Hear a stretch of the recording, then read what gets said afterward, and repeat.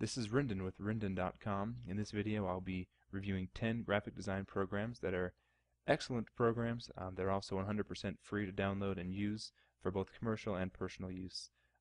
Most of these are also cross-platform, meaning they'll work on Windows, Macintosh, and Linux operating systems. This first one we're looking at is Inkscape. Inkscape is a program similar to Adobe Illustrator. It's a vector image editing program, which means all the art done in this is vector images. They can be scaled to different sizes without losing clarity or without becoming pixelated. This is an excellent program for web design as well as print design. You can do a lot of people use it for making cartoons. As you can see, you can create very realistic looking objects with this program. So definitely one to take a look at. If you're into graphic design, this will be a program to add to your tool list. The next program we'll look at is GIMP. It's a Photoshop alternative, very similar to Photoshop. So it's a photo editing tool, a bitmap image editor. Has many of the similar tools that Photoshop would have. This tool can also be used for professional. It has very professional results. It has various filters, tools, effects, and whatnot. So it'll be a similar experience to using Photoshop with this program here. It has the ability to work with layers, keeps good track of your history, and you can also import and export Photoshop brushes as well as Photoshop documents. The next program we'll look at is Scribus. Scribus is a desktop publishing tool. It's similar to Adobe InDesign and Core Express. Ideal if you're producing a magazine, a newspaper, calendar. You can even do business cards, anything that's related to print design. This program's good for. Gives you good manipulation over the text. You can control the leading, the font size, styles, everything. So a good program to look into. The next one we'll cover is Composer. Composer is similar to Dreamweaver, not as powerful, but still a great tool for if you're creating web pages and you don't have a very strong grasp on HTML. You can view the HTML code, but you can also just manipulate and add images, add text, add links. So you can create a web page using this tool. It's a graphical tool for creating web pages and doing web design. Next tool, I can show you too. You can create tables with it, which is a nice feature that I like actually. Just about the only feature I use in this program, to tell you the truth. But the next one we'll look at is FontForge.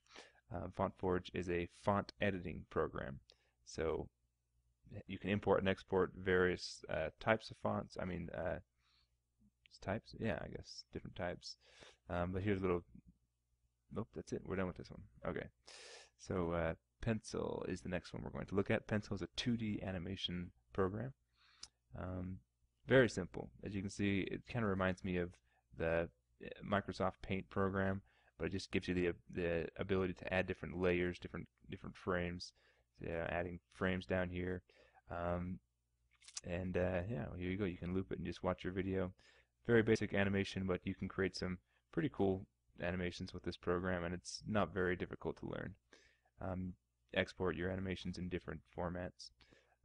Synfig Studio, if you want to get into intense two-dimensional animation, this program is very full-featured, has a steep learning curve to it, but you can do some pretty amazing stuff with it. So, to tell you the truth, I haven't gotten to work with this program very much, but I know it has a lot of powerful features to it. So definitely something to check out, add to your list of programs to look at, I guess. Blender is a 3D animation software similar to 3D Studio Max or Maya. Great program. Also has a kind of a steep learning curve. They've created entire games with this. It has an animation side to it. Here's a animation of a dolphin, or this is just the design of the dolphin here, and I'll show you a rendered animation of it right here. So you can see it's pretty powerful if you have the time to spend learning how to do it. Like I said, it does take some time to invest into this program. All right, the next one is Google SketchUp. Google SketchUp is one of the programs that's actually not. There's a free version of it, but it is limited. There's also a paid version of it. It's an excellent software though for just like it says, sketching up different things. I like to use it for architecture, but you can create just about anything with it um, on a micro level, or you can create like a lot of the buildings on Google Earth have been created using Google SketchUp. So I'll pull this up again here and just take a look. You can do interior views too. This is still Google SketchUp we're looking at. So it's a powerful program, and it's not very difficult to learn.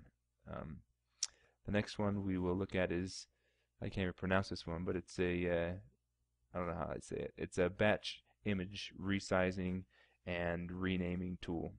So you can, and conversion tool as well. You can convert between different image formats. You can rename if you have 1,000 pictures and you want to rename them. Using a system, you can do that. If you can also resize them, scale them down to thumbnails. You can crop them. You can, if you have a bad batch of photos, you can brighten them all at the same time. So that's a good one to take a look at. An easier version of this is PixResizer that I've usually used, and it's just really simple. You select your source file and your destination. You can create thumbnails very easily using this program, and it's a resizer only. So yeah, these are the programs. Keep watching for my other videos, and thanks for watching.